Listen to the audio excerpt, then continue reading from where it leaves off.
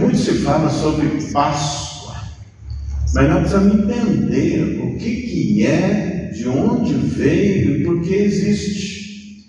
Olha bem, o povo de Deus, que são os hebreus, são os judeus, eles entraram 70 pessoas no Egito e multiplicaram de tal maneira que ficou ali 600 mil homens, fora as mulheres e as crianças. Só que eles entraram ali por José e acabaram ficando como escravos. Faraó os escravizou, eles trabalhavam para Faraó só em troca do mais elementar da vida: vestimenta, né? E comida, e mais nada. Então eles viviam amando de Faraó, eles eram escravos de Faraó, e Faraó agia sobre eles com mão de ferro, né? Além de humilhar, além de torturar, eles eram propriedade, eles não eram ninguém, né? E Deus enviou Moisés para tirar esse povo. Esse povo é meu, ele não vai ficar escravo de Faraó, porque o meu povo não pode ser escravo. Eu não deixo o meu povo escravo. E ele então envia Moisés, e você já sabe que ele, né, Faraó resistiu, falou: deixa o meu povo ir, eu vou tirar esse povo é meu.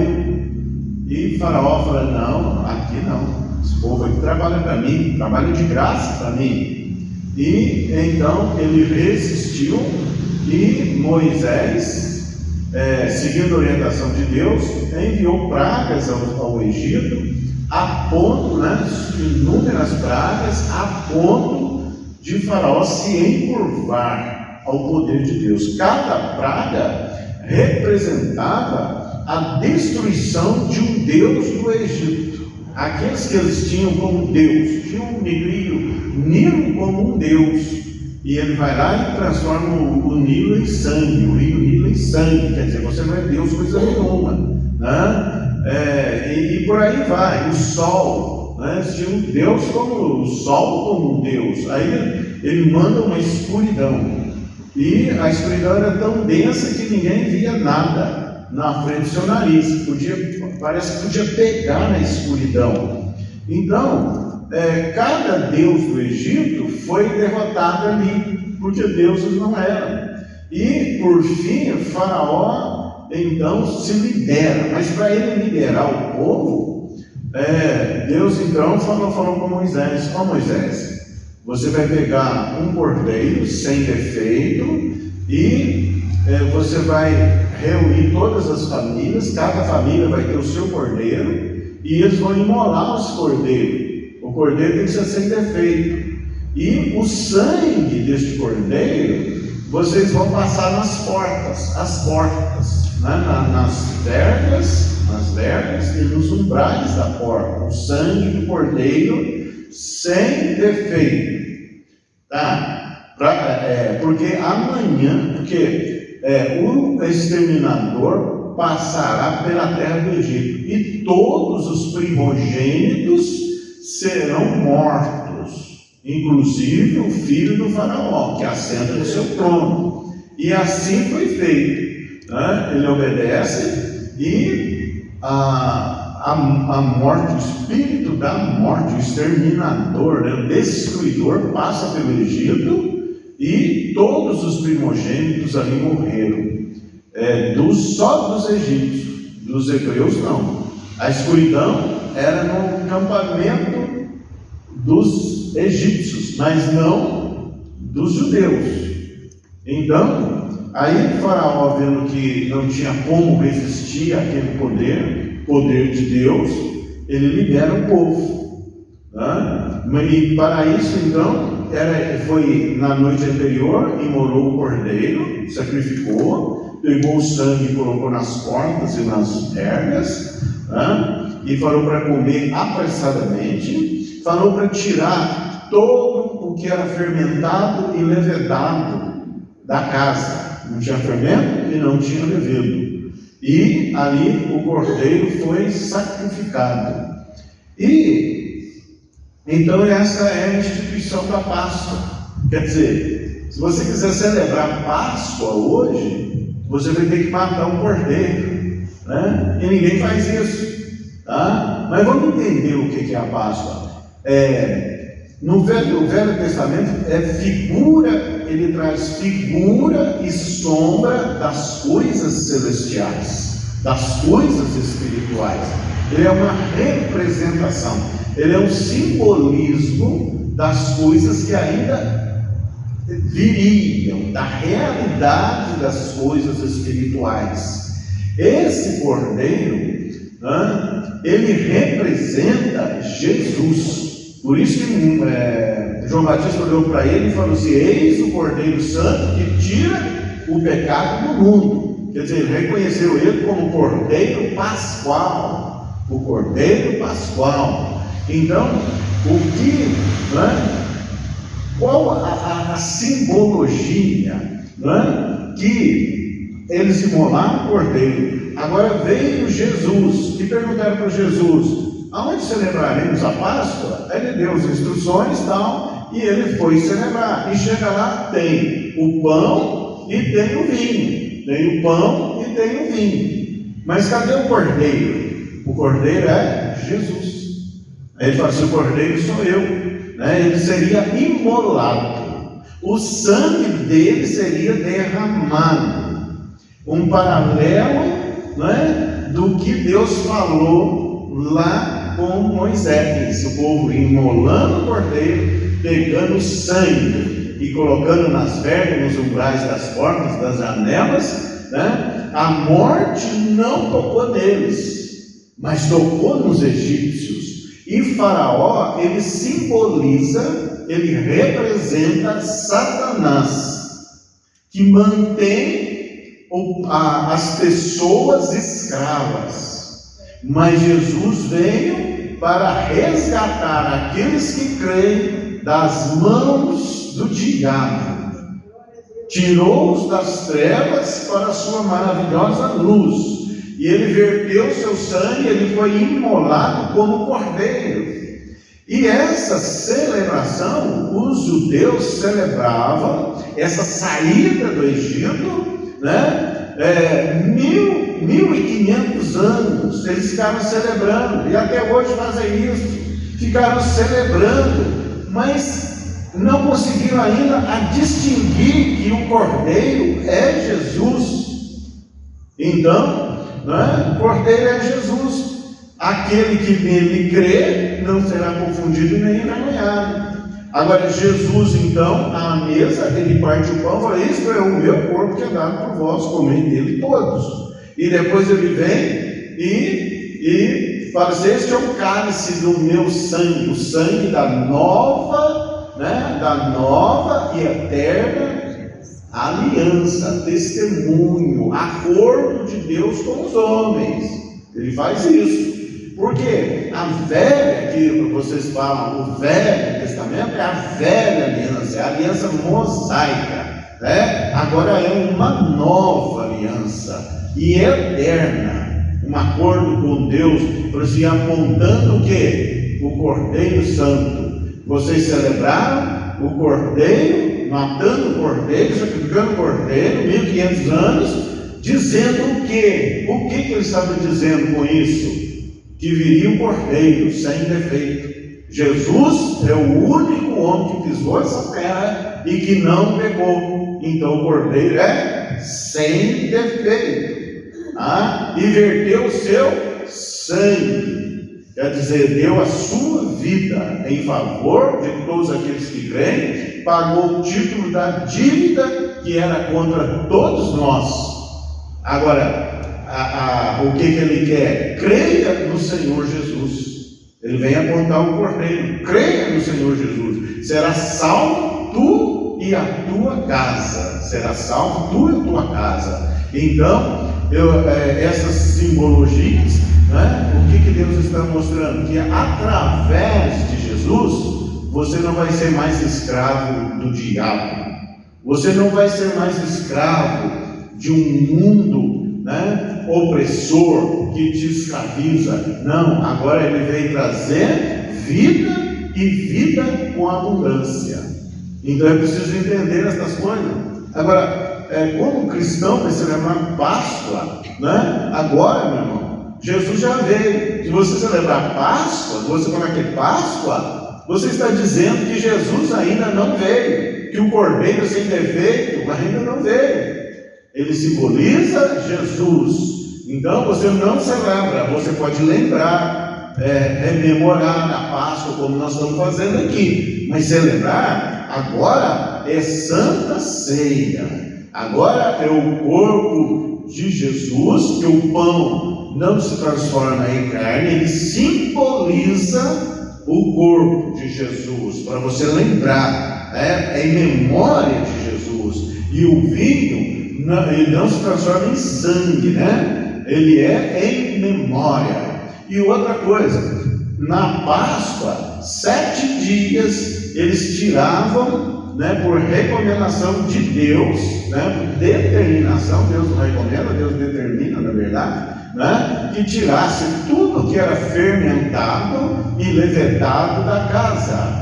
Aí vem aquela discussão, mas o vinho da Santa Ceia tem álcool ou não tem álcool? A Santa Ceia agora simboliza o corpo e o sangue de Jesus, e não tem fermento e nem levedo. Jesus celebrou, comeu pão ácido, sem fermento, e o fruto da videira, o suco da uva, né, que a palavra vinho no grego significa vinos, que significa, portanto, o vinho com álcool ou sem álcool. Então, nesse caso, era sem álcool, porque tinha que tirar tudo que era levedado e fermentado da casa. Está solucionada essa questão, né? Mas então, fiquei admirado num vídeo que alguém começou a entrevistar as pessoas. Ah, você é cristão? Eu sou cristão. Chegando no outro, você é cristão? Eu sou cristão. Amém, glória a Deus, né? Ah, você podia me dizer 2 versículos da Bíblia?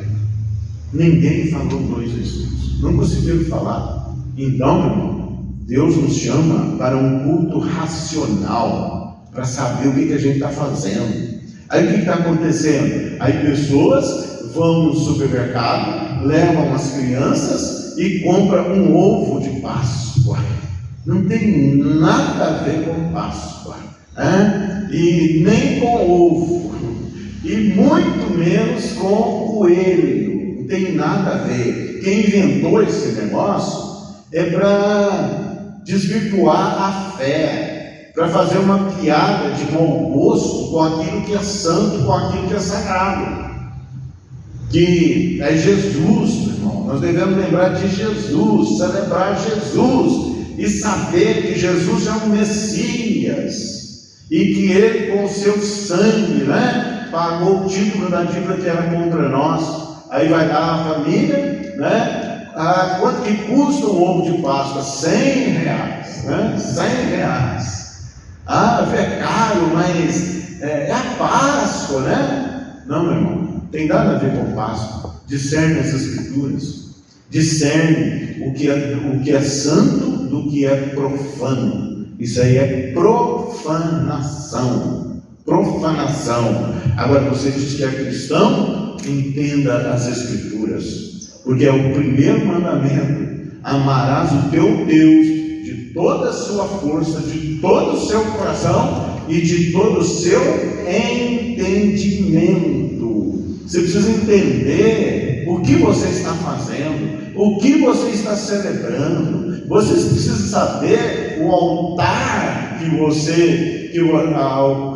qual você comparece para adorar. O altar está dentro de você, o Espírito Santo está dentro de você para adorar ao único Deus verdadeiro e a Jesus Cristo, a quem o Senhor enviou. Esta é a vida eterna. Não fique caindo em modismos, né? Quem inventou essas coisas aí de profanação, eles não estão interessados na sua fé, eles não estão interessados, né, na sua intimidade com Deus.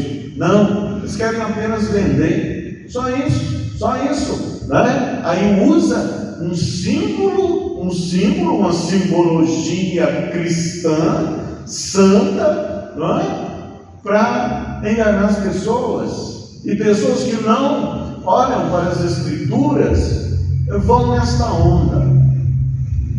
Quem é de Deus não vai em onda, nem em modismos, né? Nós rememoramos a Páscoa, que Deus falou com a humanidade 1500 anos antes de Jesus, falando que viria um Messias, que pelo seu sangue libertaria o seu povo, aqueles que nele crê, da mão do diabo, porque ele arrancou o povo dele do Egito, né? Foi praticamente 3 milhões de pessoas, 600 mil homens, fora as crianças e as mulheres, né? Então dá uma razão de 5 por 1. Então, né? Como assim? E os primogênitos de Faraó, né? Do Egito, morreram.